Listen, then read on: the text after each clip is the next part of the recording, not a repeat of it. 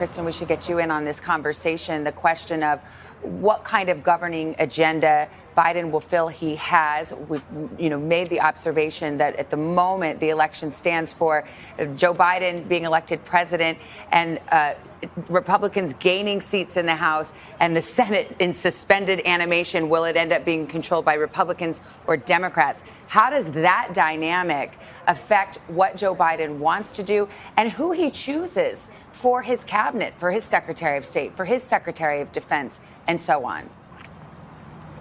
Well, he certainly isn't going to be able to choose people who will be flashpoints, given what our understanding of the makeup of Congress and the Senate will be. Savannah, you're absolutely right about that. When you think about his agenda, though, let's tick through some of the key things that he wants to accomplish. He's talked about criminal justice reform, addressing the protests and the core issues of those protesters, barring chokeholds, for example, for police officers. He's talked about building on Obamacare. Now, that gets very complicated because, remember, the Supreme Court is going to hear a case about Obamacare, could potentially overturn it. He's talked about rebuilding Obamacare. This was one of the questions I asked him during the debate. What do you do if it gets tossed out? How do you rebuild that when your plan really focuses on starting from where we are right now? So that could be a real challenge, and he's going to have to work with Congress on that. And then think about his climate change plan. This is a $2 trillion plan.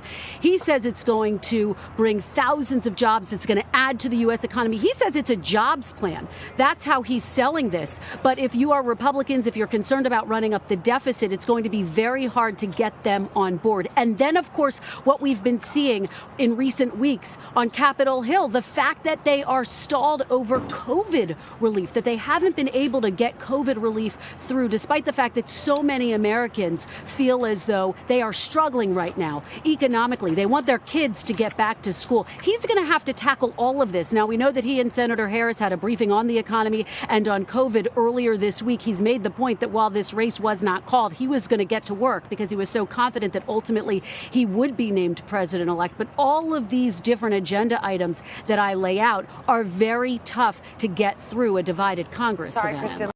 Hey, NBC News viewers, thanks for checking out our YouTube channel. Subscribe by clicking on that button down here and click on any of the videos over here to watch the latest interviews, show highlights, and digital exclusives.